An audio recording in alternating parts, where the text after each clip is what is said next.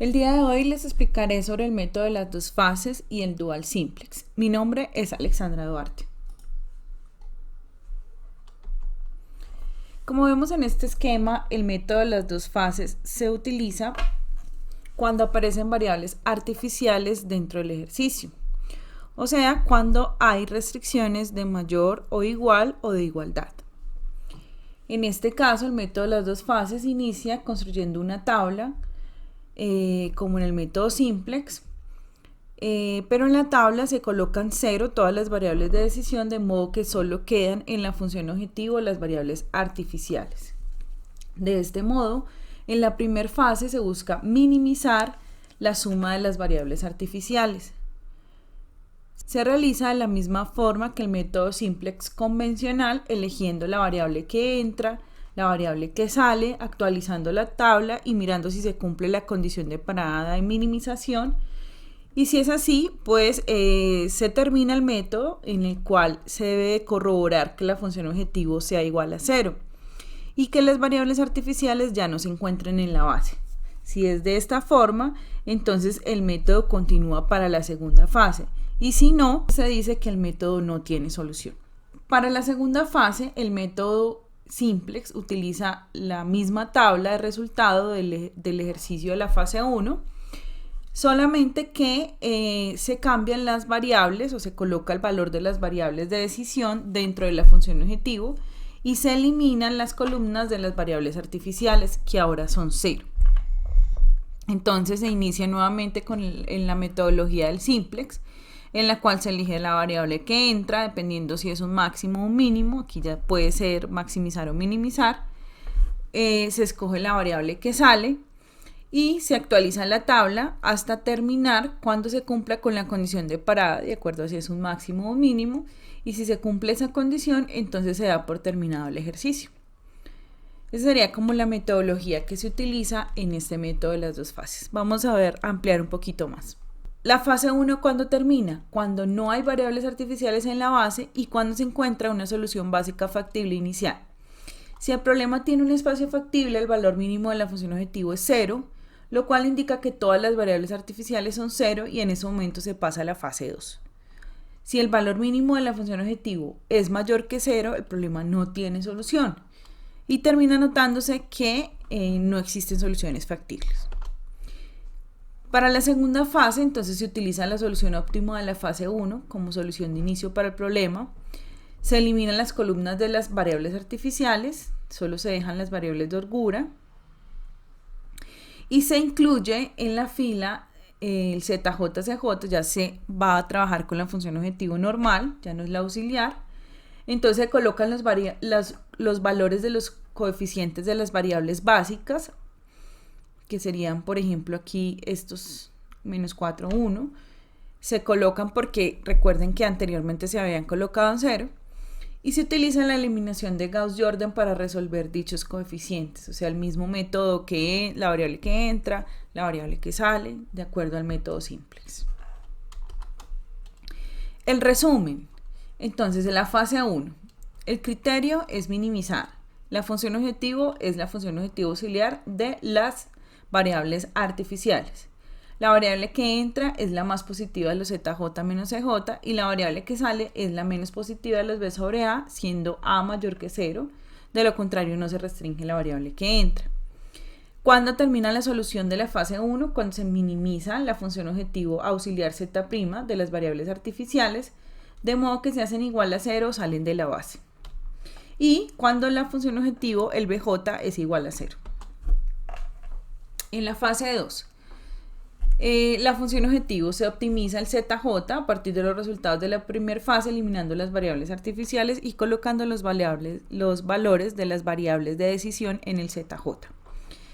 ¿Qué variables entran? La más negativa de los ZJ menos CJ si se maximiza, o la más positiva de los ZJ menos CJ si se minimiza. La variable que sale, la menos positiva de los B sobre A, de lo contrario no se restringe. Y cuando se termina la solución óptima de la fase 2, cuando todos los ZJ menos CJ son mayores que 0 si se maximiza y el BJ es mayor que 0, o cuando se minimiza cuando todos los ZJ menos CJ son menores que 0 y el BJ es mayor que 0. Vamos a tener en cuenta unos puntos claves. Primero, en la solución óptima es cuando se cumple la condición de parada y no hay variables artificiales en la base con valor positivo. ¿Cuándo se obtienen infinitas soluciones? Cuando se cumple la condición de parada y si alguna variable de decisión no básica tiene un valor de 0 en la fila zj menos cj, significa que existe otra solución que aporta el mismo valor óptimo para la función objetivo. ¿Cuándo se tienen soluciones ilimitadas o cuando no están acotadas? Si la columna de la variable que entra a la base tiene todos sus elementos negativos o nulos, se trata de un problema no acotado. No hay valor óptimo concreto, sino que a medida que se aumenta el valor de las variables, incrementa z, sin violar ninguna restricción. Entonces, si toda la columna de la variable que entra, recuerden, a la base, tiene todos sus elementos negativos o nulos o ceros, pues, entonces se trata de un problema no acotado. En el caso de empate de variables que entran o de variables que salen en el método simples, se puede optar por cualquiera de las dos que estén en empate, sea de holgura o de decisión, o sea artificiales y de holgura, o sean artificiales y de decisión. Se puede optar por cualquiera de ellas, sin que esto afecte la solución final. ¿Qué afectaría? El número de iteraciones. No obstante, como nosotros queremos que las variables de decisión terminen estando en la base para que obtengamos la respuesta, pues siempre trabajamos a favor de esto. En el caso de variables de decisión que entran, pues se toma como principal opción las variables de decisión. Por otro lado, en el caso de empate de variables que salen, pues se utiliza la misma lógica. Lo que se va a hacer es trabajar con las variables de decisión para que se mantengan en la base, o sea, que no sean variables que salen de la base. Y si estamos trabajando en cualquiera de los métodos que tengan variables artificiales, pues vamos a optar por sacarlas de la base para que se hagan 0. Continuemos con el método dual simplex. Antes de empezar con este tema, vamos a recordar el tema de optimalidad y factibilidad. La condición de optimalidad se mira en una matriz considerando los zj menos cj. Entonces, considerando la fila zj menos cj, se analiza si se llegó a la condición de optimalidad. ¿Cuál es esa condición? Es cuando en un máximo se llega a que todos estos números del zj menos cj son positivos, y si el ejercicio es de un mínimo, entonces es cuando todos los zj menos cj son menores que 0. En este caso estaríamos hablando de un máximo, por tanto, todos son positivos, se llegó a la condición de optimalidad. Por otro lado, en el caso de la condición de factibilidad, se mira por el lado de los recursos. Cuando todos los recursos son positivos, se llega a la condición a una respuesta óptima y factible. Considerando esto, miremos cuándo usar el método dual simplex. El dual simplex se utiliza cuando no se puede usar el método de la gran M o el método de las dos fases de manera inmediata. Es más bien compleja su uso. Entonces, al verse que es complejo porque hay un recurso, por ejemplo, negativo, se aplica este método que es el método dual simplex. Entonces, este método, en resumen, se aplica a problemas óptimos, pero que son infactibles. Después de agregar las variables de holgura y de poner el problema en una tabla, si algún elemento de la parte derecha, o sea, de los recursos, es negativo y la condición de optimalidad está satisfecha, el problema puede resolverse por el método dual simplex. Note que un elemento negativo del lado derecho significa que el problema comienza óptimo pero infactible. Miremos entonces cuándo usar de manera concreta. Se utiliza de manera directa, sin necesidad de utilizar el concepto de dualidad, que lo vamos a ver más adelante, en problemas de minimización con restricciones, ya sea de mayor igual o de menor igual, pero siempre debe haber al menos una con mayor igual, ya que esta es la que va a provocar la infactibilidad. Ya lo vamos a ver, porque como se forma una variable de holgura negativa, entonces va a provocar la infactibilidad. Para poderla pasar a positiva, va a multiplicarse por -1 y el recurso va a quedar negativo. Entonces, por esto debe haber al menos una que tenga mayor o igual en los ejercicios. O sea, cualquier ejercicio de minimización con restricciones entre menor igual y mayor igual se puede resolver con la connotación de que al menos una sea mayor o igual. No se puede usar de manera directa con restricciones de igualdad. O sea, si hay minimización, hay restricciones de mayor igual o de menor igual y hay otra de igualdad, no se puede usar de manera directa. O tampoco se puede usar con ejercicios de minimización que todas las restricciones sean menor que.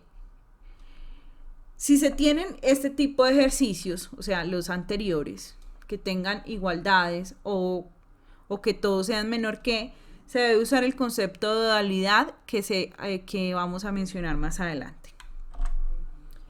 ¿Cómo se utiliza? Entonces, se provoca una infactibilidad si no la hay multiplicando por -1 y se vuelve la forma canónica del problema añadiendo variables únicamente de holgura. Nunca se utilizan las variables artificiales. Solo se utilizan S1, si es más S1, perdón, en la restricción, si es de menor o igual, y si es de mayor o igual, menos S1. Como no se utilizan variables artificiales, tampoco se colocan en la función objetivo. ¿Cómo se utiliza? La variable que sale es la variable básica que tiene el valor más negativo en los BJ, en los recursos. Buscamos ahí en los recursos, o sea, empezamos al revés del método de las dos fases, que empieza con los ZJ menos EJ o el de la gran M. Empezamos no mirando por el lado de la optimalidad, sino por el lado de la factibilidad. Entonces miramos los recursos, miramos el más negativo. Entra ese, el más negativo, y se dividen los CJs, todos los coeficientes de la función objetivo, entre los coeficientes A y J de la fila escogida en el paso anterior, de la fila con el recurso más negativo. La variable que entra es aquella que tenga esa división más pequeña, tanto para minimización como maximización. Lo que pasa es que en maximización debe de estar en valor absoluto. Si los denominadores son 0 o positivos, el problema no tiene ninguna solución factible. El resumen del método, entonces, la variable que sale, la más negativa de los recursos, si es máximo o si es mínimo. En el caso de la variable que entra, se divide el CJ sobre la IJ y se toma el menor valor, si es mínimo, y el menor valor en absoluto, si es máximo. Y se llega a la solución óptima cuando todos los recursos ya son mayores que 0, o sea, cuando el problema se vuelve factible. Evaluemos otro tema que es las formas canónicas, cómo pasar todos los ejercicios a formas canónicas y que es el tema de dualidad. Para empezar, miremos lo que es una forma canónica. Ya lo habíamos visto en el método simplex, lo recordamos. Una forma canónica es cuando los ejercicios se presentan en un MAC con ejercicios de maximización en la función objetivo y las restricciones todas son menor o igual. O cuando un ejercicio es de mínimo y todas las restricciones son de mayor o igual. Entonces, en este caso, estamos en la forma canónica de un ejercicio.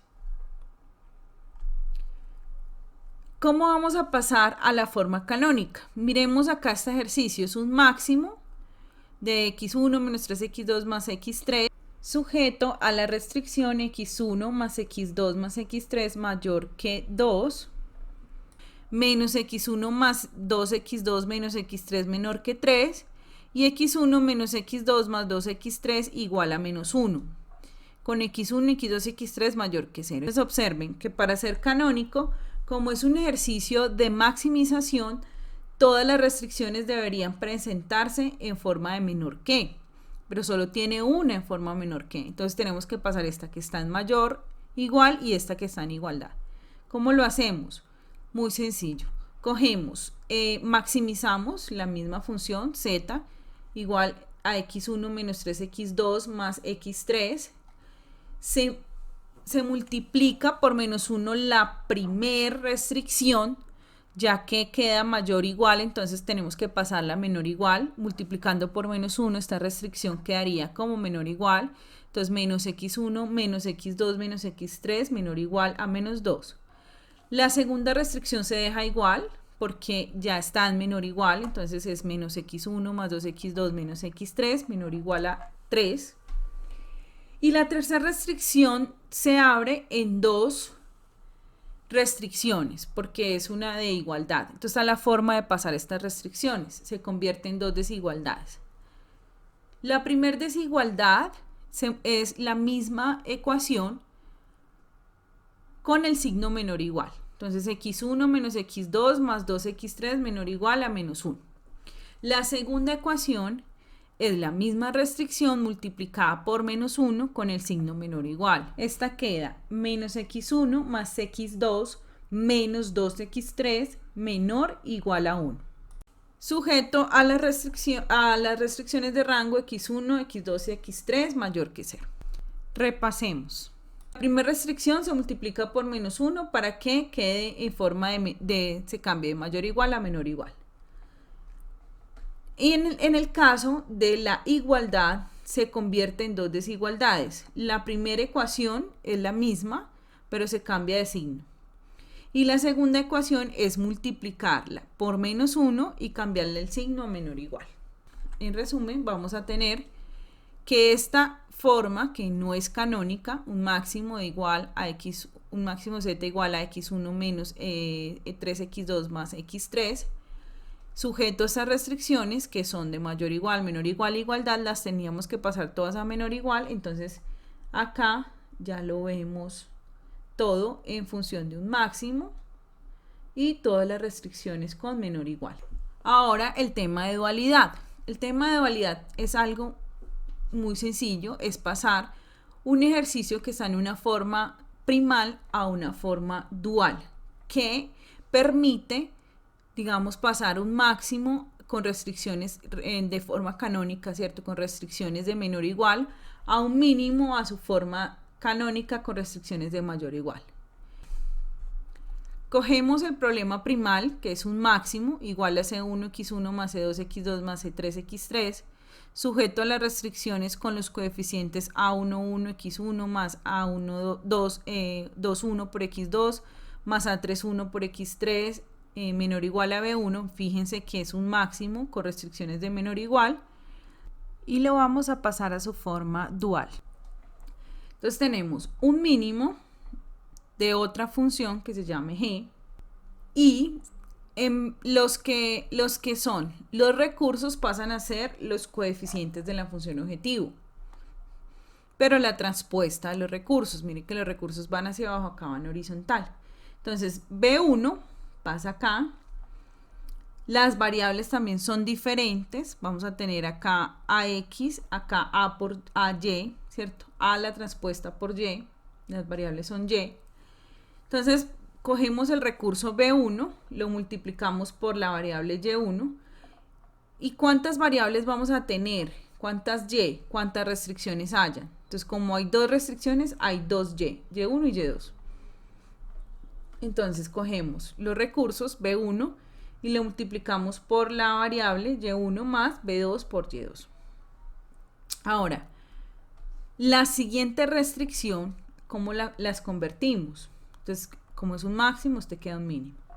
¿Cómo convertimos las restricciones? Las restricciones quedan hacia abajo, miren, estos dos coeficientes que es A11 por X1 y A12 por X1 van a formar parte la transpuesta de A, mírenlo acá horizontal, de la nueva ecuación. Entonces queda A11 por su variable Y1 más A12 por su variable Y2, estos dos por sus variables. Mayor o igual, y como aquí se cambiaron los recursos, acá también se toman los coeficientes de la función objetivo. Entonces C1 pasa a ser el recurso, como si fuera el recurso del problema dual. Luego tomamos esta siguiente matriz inversa en este punto, que sería A21 multiplicada por Y1 y A22 de forma horizontal multiplicada por y2. Y se forma la restricción mayor o igual al coeficiente del segundo de la función objetivo. Pasamos a esta que sería A31, y1, más A32, y2, mayor o igual al tercer coeficiente de la función objetivo. Con y1, y2 mayor que 0. Es un máximo, queda en un mínimo. Es z, queda en una letra diferente. G, P, Q, lo que quieran. Otra diferente, porque es otra función. Igual a C, que son los coeficientes de la función objetivo por X. Y aquí terminan siendo la transpuesta de los recursos por Y, que es la nueva variable. Aquí A, y aquí la transpuesta de A por X, aquí por Y. Si esta es restricción de menor o igual, esta es de mayor o igual. AC, la transpuesta. Acá serían B los recursos. Y X mayor o igual a 0 y Y mayor o igual a 0. De modo que así se pasa de un problema primal a un problema dual. Observen que este era de máximo menor o igual y este es de mínimo mayor o igual. Ahora miremos cómo a partir de la solución del problema primal tenemos la solución del problema dual. Recordemos que esto es un ejercicio de máximo con restricciones de menor o igual y este es el problema dual queda convertido en uno de mínimo con restricciones de mayor o igual. Entonces, ¿cómo sería la forma estándar en inicio? Entonces, tomamos la función objetivo, la igualamos a 0 y a las restricciones, como son de menor o igual, van variables de holgura positivas. En el caso del problema dual, tomamos la función objetiva, la igualamos a 0, pero las restricciones, como son de mayor o igual, van con la resta de las variables de holgura. Les puse P para decir que es del problema primal y estas serían del problema dual. SD para decir que son del problema dual. Ahora miremos cómo se relaciona uno con otro para poder encontrar la solución. El Z y el G son correspondientes, por tanto la solución que te dé en el primal en Z es el mismo valor en G para el dual. Z5, G5. En el caso del X lo observas al mirar en la tabla de solución simplex el SD del dual en la posición GJ menos CJ, que es la posición de la función objetivo. Recuerden que acá la función objetivo es G. En el caso de X2 la miras en la posición de la fila GJ menos CJ en el SD2, en la variable de holgura 2. En el caso de X3 de igual forma se mira en la posición GJ menos CJ, la de la función objetivo, en la variable de holgura SD3.